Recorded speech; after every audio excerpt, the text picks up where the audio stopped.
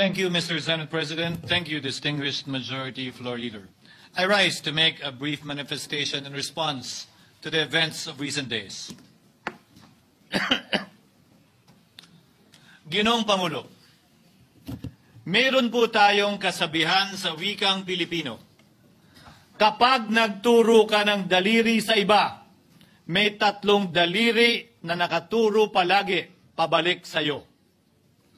Sa mga nakaraang linggo, malinaw na nililihis ang galit ng taong bayan tungkol sa mga ghost at substandard flood control projects mula sa mga totoong may kasalanan patungo sa Senado at sa ilang mga miyembro nito.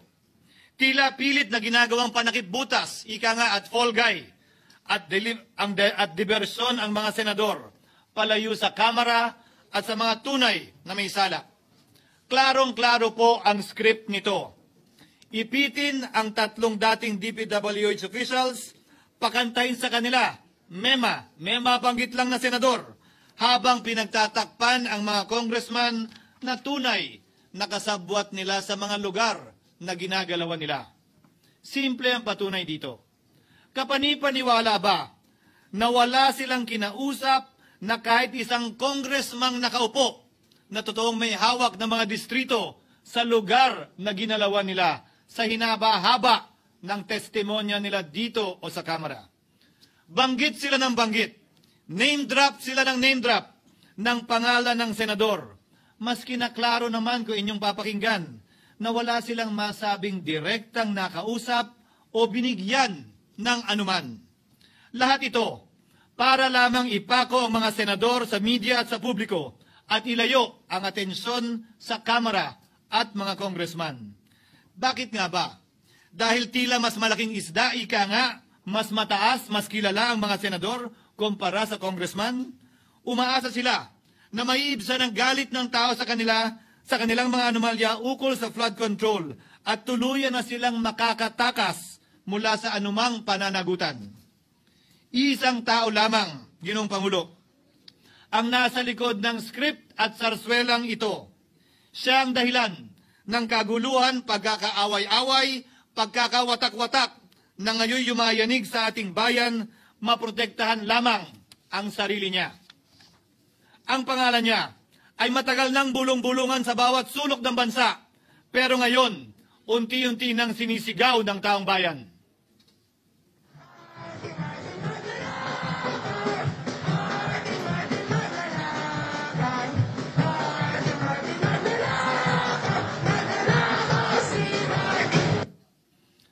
Pero Ginoong Pangulo, minamahal kong kasamahan, bakit tila sa Kamara, dito mismo sa Senado, at sa ilang media, ay hindi pa din nila kayang sambitin ang pangalan niya? Pues, sasabihin ko, Martin Romualdez. Minsan ang binanggit ng mga diskaya ito mismo dito sa Senado, ang kanyang pangalan.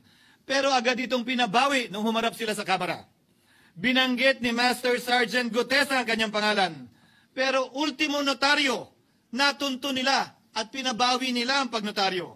Buti na lang, huli na't nasabi na niya ang pangalan ni Martin Romualdez na pinanumpaan dito mismo sa ating Blue Ribbon Committee.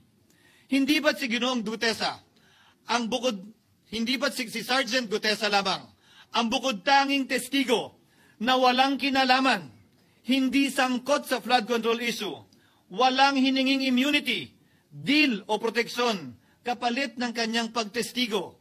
Siya ang kauna-unahang nagtestigo na personal na naghatid ng pera sa bahay mismo ni Martin Romualdez. Ang salaysay niya, Ginoong Pangulo, ay kumpirmasyon ng matagal nang isinisiwalat ni Congressman Chanco at Mayor Magalong kung sino ang ulo sa paglilimas sa kaban ng bayan na ating naririnig na rin. 13,803,693 with Congressman Saldico as proponent. For the record, ang binabanggit po nating Representative Elizaldico, siya po yung chairman ng House Appropriations Committee.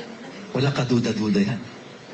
Ito nga, hirap na hirap silang banggitin pa yung isa sa mga mastermind nila niya, si Saldico, hirap na hirap pa silang banggitin. May isa pang mas mataas sa kanya? Hindi naman gagalaw yun kung walang Siyempre, hindi naman gagalaw yun kung walang pahintulot yung mas mataas sa kanya. Just the House Speaker. Sige, third. Ginoong Pangulo, pahintulutan niyo po ako magkwento ng konti upang patotohanan ang mga salitang ito. Taong 2023 nung tinalaga si Ginoong Kiko Laurel bilang kalihim ng kagawaran ng agrikultura. Bilang suporta sa kanyang mandato, tinanong ko noon ang isang simpleng katanungan sa budget process natin. Bakit mas malaki ang pondo ng flood control kesa sa agrikultura? Why is it that the budget for flood control is bigger than the budget of the Department of Agriculture or the agriculture sector as a whole? The fifth biggest allocation, not even a department, is flood control. And allocating a measly 31 billion for irrigation, for rice. Why? Pagkatapos po noon, tinulungan ko siyang bawasan ang flood control budget at idagdag sa 2024 budget ng Department of Agriculture. Aniya, tumawag daw sa kanya si Congressman Zaldico dahil pinapatanong daw ni Speaker Romualdez, bakit binawasan ang pondo ng flood control? Ngunit wala nang nagawa si Congressman ko dahil sinabi niyang pasayan ng Pangulo. Nung termino ko rin po bilang Pangulo ng Senado, maraming beses po akong tinanong ni Pangulong Bongbong Marcos tungkol sa panukalang budget para sa 2025. Sinabi ko po sa kanya ang buo at tapat na katotohanan para malaman po niya ang tunay na larawan at sitwasyon ng pambansang budget para sa taong yon. Ito marahil, Ginoong Pangulo, minamahal kong kasamahan, ang isa sa mga dahilan kung bakit pinag-utos ng Pangulo ang pag-veto at pag-for late release sa FLR at pag-hold ng malaking bahagi ng budget nila. Marahil, isa rin ito sa mga dahilan kung bakit ninais ng Pangulo na matanggal si Congressman Zaldico bilang chairman ng House Committee on Appropriations dahil sa mga inilahad ko at marahil na-discover din ng Pangulo kaugnay sa 2025 budget. Hindi malayo, Ginoong Pangulo, na naganap din ang mga ito noong 2023, 2024 at mga nauna pang budget kung saan napakaraming ghost at substandard projects ayon kay Secretary Vince Dizon at ayon mismo sa talumpati ng ating kasamahan na si Senator Ping Lacson. Ngunit marahil ay walang naglakas loob na sabihin ang katotohanan kay Pangulong Marcos o magsumbong sa kanya kaugnay sa ilang mga bagay na ito bago ako. Nais ko din pong kumpirmahin ang sinabi ni Congressman Toby Chanco na ang pag-file ng impeachment complaint laban kay Vice President Sara Duterte ginamit na paraan ni Speaker Romualdez para mag-release ng pondo nila na naka-FLR or for late release bago mag-eleksyon. Maski na alam po niya na hindi po ito kayang talakayin ng Senado hanggang sa Hunyo pa mula nung simula. Ulitin ko, ginamit ni Martin Romualdez ang FLR at ang pangalan ng Pangulong Marcos upang itulak ang kanilang unconstitutional na impeachment complaint. Sabi nila, pumirma kayo dahil kung hindi lalabas ang pondo nyo na naka-FLR bago mag-eleksyon. Subalit, Ginoong Pangulo, hindi ito umubra. Hindi ito umubra dahil tinanggihan ito ni PBBM. Sinabi niyang walang ganyang uri ng usapan at sinabi niyang hindi niya gagawin yon. Kaya't hanggang ngayon, nananatili pa rin for late release ang mga questionableng pondo nila. And that is why, Mr. President, distinguished colleagues, at the height of the impeachment controversy and amidst the passion of some sectors to remove the Vice President at all costs, I urged prudence and level-headedness because I knew that greed and not accountability was the reason behind it. In the end, Mr. President, the Supreme Court vindicated us. The Supreme Court vindicated us by saying, among others, quote, "There is a right way to do the right thing at the right time. This is what the rule of just law means." Close quotations. Ginoong Pangulo, sinisi po sa akin ni Speaker Romualdez ang pagkakatanggal kay Congressman Zaldico. Sinisi po niya sa akin ang pag-FLR or for late release ng kanilang mga proyekto. Sinisi po niya sa akin ang pagkakadismiss ng impeachment complaint laban kay VP Sara na nakikita niyang makakatunggali niya sa susunod na halalan. Sinisi din niya po sa akin ang pagkakasira ng kanilang maitim na balakin sa 2025 budget na nagawa nila ng walang balakid na mga nagdaang taon. Ginoong Pangulo, naging tapat ako at ginawa ko lamang ang aking tungkulin. Kung ano ang tingin kong tama at nararapat para sa bansa at sa sambayanan. Subalit, sa kabila po nito, nagsimula na ang lahat ng bira, paninira at kaso laban sa akin at sa Senado. At ang nasa likod ng lahat ng ito, walang iba kung hindi si Martin Romualdez. Ika nga ni Mayor Magalong na ngayon lamang nakita ko sinisiraan na rin ngayon. Bakit ko ba nilabanan at binisto sila Speaker Romualdez mula noon hanggang ngayon kung kasabwat at kasapakat lang din nila ako? Hindi ko po gagawin yon. Ang pinasangkig ng tennis court ang nasabing gusali sinimulang pinatayo noong 6 ng Oktubre taong 2022 at ang kontraktor ang C. General Construction na pagmamayari ng mga diskaya na nasangkot ngayon sa mga manumalyang flood control projects. Dahil dito, kwenestyon ng ilan ang pagiging special advisor ni Mayor Benjamin Magalong sa ICI. Lalabanan ko ba yung anlalakas na yan, sila Speaker? Lalabanan ko ba yung mga mayayaman na yan? Kung ako'y bulok, I fought for what is right. Kabut Ano nga ba ang ginawa nila sa akin? Una, hinalungkat ang isyu ng campaign contribution na tinanggap ko mula sa isang individual na may-ari ng kumpanyang nakakuha ng kontrata sa gobyerno. Inipit niya ang budget ng COMELEC sa Kamara dahil dito at binusisi ang di umano kaso kong ito. Subalit, Ginoong Pangulo, tulad ng sinabi ko sa simula ng aking talumpati, kapag ka nagturo ka ng daliri kanino man, may 3 daliring nakaturo pabalik palagi sa iyo. Anong nangyari? Hindi ba't biglang may lumabas na ulat ang PCIJ na ang dami naman palang opisyal, hindi lang senador, mas mataas pa ang tumanggap din ng ganong uri ng kontribusyon noong 2022 elections? Ang tanong ko ay simple. Kung legal at walang mali sa ginawa nila, edi dapat legal din at tama ang ginawa ko. Pero bakit ako lang ang iniimbestigahan tungkol dito? Higit pa doon, Ginoong Pangulo, hindi ba tayon kay Mayor Magalong merong 67 na miyembro ng Kamara na kontraktor? Ito po ay mga miyembro ng Kamara na may construction firm na nakakuha ng kontrata sa gobyerno. Kung bawal talaga ito, ibig sabihin ba niyan, bawal na nilang gastusin ang sarili nilang pera para sa kanilang sariling kandidatura? Bakit hindi din binubusisi yun? Bakit hindi inaalam yun? Ako lang talaga? Pangalawa, inintriga ni Martin Romualdez ang dating liderato ng Senado dahil sa pagkakaupo at pagdinig ni Senator Marcoleta sa Blue Ribbon Committee dahil marahil sa pananaw niya ay hindi siya safe kay Marcoleta. Ngunit, Ginoong Pangulo, sa hindi niya inaasahang pagkakataon, nung araw ding yun, nagsalita ang mga diskaya, pinangalanan ng 17 congressman na kasosyo niya, kabilang ang pagbanggit na naman ng pangalan ni Martin Romualdez. Karamihan sa mga kawani ng DPWS na nabanggit sa itaas ay paulit-ulit na binabanggit ang delivery ng pera ay para sa kay Saldico na dapat at least 25%. Si Kong Marvin Rillo naman ay ilang beses na binabanggit ang pangalan ni Speaker Martin Romualdez bilang kanyang malapit na kaibigan. Isa na naman po itong patunay, Ginoong Pangulo. Kapag ka nagturo ka ng daliri sa iba, may 3 daliring nakaturo pabalik sa iyo. Pangatlo, sa pagdinig ng Blue Ribbon Committee kung saan niname drop ako ni Yusek Bernardo, bagaman inamin niyang personal na mismo na hindi niya rekta kung nakausap o binigyan ng anuman, bigla namang tumestigo si retired Master Sergeant Gutesa at muling pinangalanan si Martin Romualdez na hinahatiran daw niya ng pera sa mismong bahay nito. Ang bawat malita ay may lamang humigit kumulang 48 million pesos. Kalimitang dinadala sa bahay ni Congressman Saldico, ibababa lamang namin ay 35 malita para i-deliver sa bahay ni House Speaker Martin Romualdez. Gamit ang script niya sa pagturo sa akin, ayan na naman. May 3 daliring nakaturo palagi pabalik sa kanya tuwing ginagawa niya yan. Ulitin ko po for the record, Ginoong Pangulo, ang sinabi ni retired Master Sergeant Gutesa.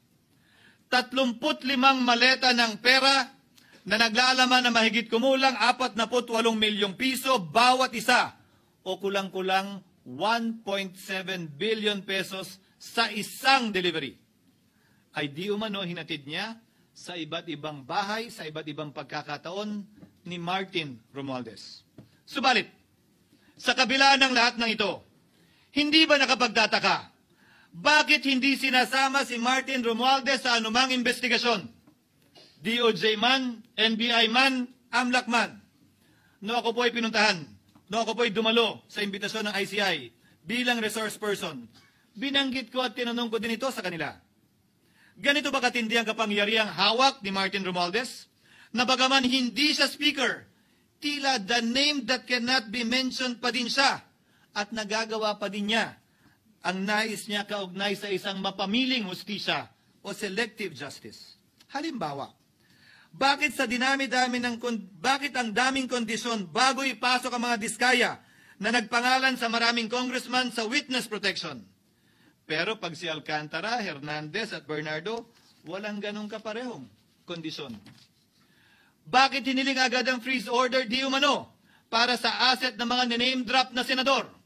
Pero maliban kay Congressman Zaldico na mukhang nilalaglag na nila, ni isang congressman walang request para sa freeze order. Pagdating naman kay Martin Romualdez na diniliveran ng bilyong piso sa bahay mismo niya, ang sabi ay, quote, "We will work on it lang." Bakit interesado ang lahat sa 6 na senador na idadawit di umano ni Bryce Hernandez na handang-handa tayong alamin sana kung sino-sino sila para mapagpiestahan natin sila? Pero nung sinabi ni Bryce na hindi pala senador, kung hindi kongresista lamang ang papangalanan niya, aba, biglang naglaho ng parang bula ang atensyon. Parang wala na nagtanong. Parang wala nang interes para alamin, sino-sino nga ba yung mga yan? Kung ako po yung tatanungin nyo, alam ko merong 6 na senador eh. May nagtatanong sa akin, bakit wala si Cheese? And my answer to that is, I'm almost sure, no, probably hindi ma-mention si Cheese simply because walang insertion doon. Si Sa Bulacan. Escudero, wala doon. Hindi po senador yung laman nung computer ko. So fake news yun, ha? May 6 na senador na nunumbrahan mo daw. Mga congressman yung nasa computer mo. Yes, yung nasa computer ko po, congressman po. Okay, thank you.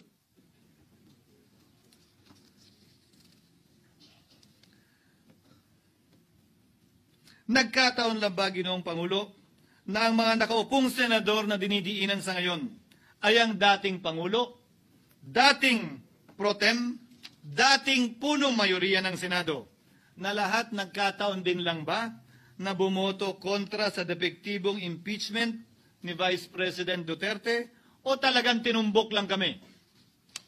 In other words, Mr. President, are we truly for transparency and accountability, or are we merely offering a politically convenient sacrificial lamb in an attempt to appease the rage of the people?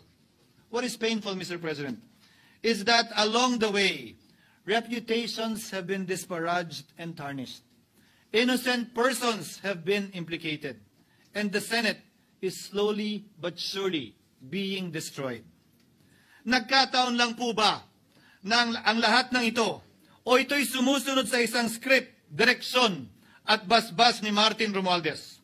Sa kanyang script na naglalayong ilihis ang galit ng bayan mula sa kanya at sa mga kasabwat niya at ituro ito sa Senado at mga senador. Ginoong Pangulo, ang script at sarswelang ito ay di uubra dahil napakalayo po nito sa katotohanan. Napakasama sa panlasa at tinitiyak ko sa inyo, hindi po ito matatanggap at lulunukin ng sambayanang Pilipino. I've been in public service for 27 years. I've never been accused nor charged with corruption. This is the sterling record which they are trying to tear down, and I tell you, they will not succeed. I will defend myself, Mr. President, against these malicious and false allegations. In fact, I have already filed and will be filing necessary and appropriate charges against my accusers and prove them wrong. And with the help of the Almighty, I will be vindicated and declared innocent, I am sure. Kaya ko po ipagtanggol ang sarili ko, Ginoong Pangulo.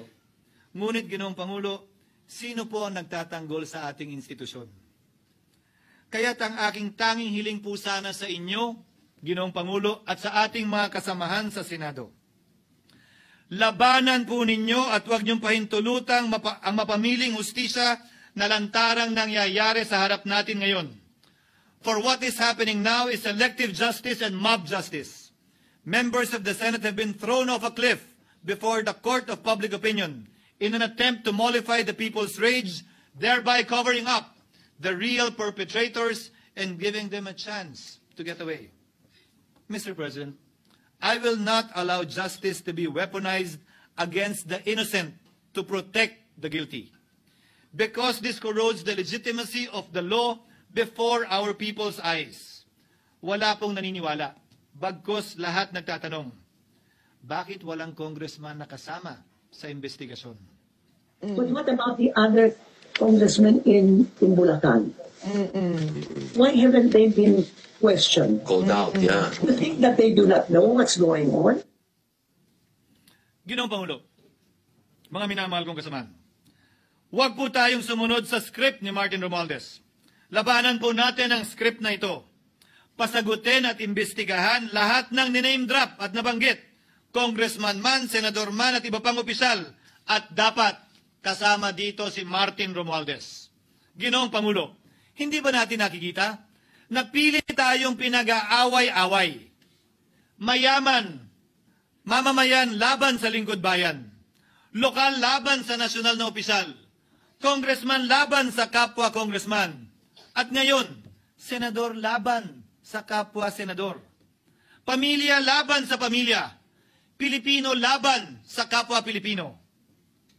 Ginoong Pangulo, tandaan po natin, mas madaling manipulahin at ang nag-aaway at nagkakawatak-watak na bansa. At ito ang eksaktong gusto nilang mangyari. Ito, sa aking paniniwala, ay bahagi pa din ng script at sarswela na nais palaganapin ni Martin Romualdez upang lituhin, guluhin, linlangin at sirain ang ating lipunan at bansa para lamang huwag siyang mabisto. Sana ay huwag nating payagang mangyari ito. Ginoong Pangulo, tulad ng sinabi ko sa simula ng aking talumpati, sa kada mapang-akusa at mapanghusgang daliri na ituturo ninyo sa inyong kapwa, lalo na kung walang basihan, merong 3 daliring palaging nakaturo sa iyo pabalik. Sana po, maging mapanuri tayo. Huwag dali-daling magturo at maghusga dahil lamang sa napakinggan. Huwag tayong sumabay, kumampi, at magpadala sa script at sarswela ni Martin Romualdez. Kung kayo ay kakampi ni Martin Romualdez, pues sumunod kayo sa gusto nila. Una, maniwala kayo sa mga sinasabi ng testigo niya na nagtuturo lamang sa mga senador. Pangalawa, ibuhos niyo ang galit niyo sa Senado at ng mga senador at palayo kay Martin at sa mga congressman. Pangatlo, pagdudahan at sirain niyo si Sergeant Gutesa na bukod tanging hindi nakinabang at walang bahid at hiningi anumang kapalit sa pagsabi ng katotohanan. Pangapat, huwag niyong payagang mabanggit man lang ang pangalan ni Martin Romualdez. Panglima, huwag niyong payagang ipatawag si Martin Romualdez sa anumang investigasyon. Pang-anim, huwag niyong payagang imbestigahan si Martin Romualdez at mga kasama niya saan mang lugar. Ako, Ginoong Pangulo, hindi ako kakampi ni Martin Romualdez. Kaya lalabanan ko siya at lahat ng panglilinlang niya. Una, papatunayan kung hindi totoo ang mga panggigipit at paninira ng mga testigo niya laban sa akin at mga senador. Pangalawa, tututulan ko ang paglilihis at diversyon na ginagawa niya palayo sa kanya at sa Kamara. Pangatlo, hindi ko papayagang sirain ang mga senador pag away-awayin tayo at sirain ang institusyon ng Senado. Pangapat, pinaniniwalaan ko at saludo ako kay Sergeant Gutesa at iba pang katulad niya sa paglabas ng katotohanan. Panglima, hindi ako matatakot banggitin ng paulit-ulit ang kanyang pangalan, Martin Romualdez. At ipaglalaban kong ipatawag at imbestigahan si Martin Romualdez at lahat ng kanyang mga kasangkot at kasama. Ginoong Pangulo, mga minamahal kong kababayan, kung nais niyong lumitaw ang katotohanan, kung nais niyong panagutin ang tunay na salarin, kung nais po niyong makulong ang tunay na may kasalanan, huwag ninyong kampihan si Martin Romualdez. Punitin natin ang script ni Martin Romualdez. At higit sa lahat, huwag magpadala, huwag sabayan, huwag maniwala sa sarswela na nilalako ni Martin Romualdez. Maraming salamat po, Ginoong Pangulo, at magandang hapon po sa ating lahat.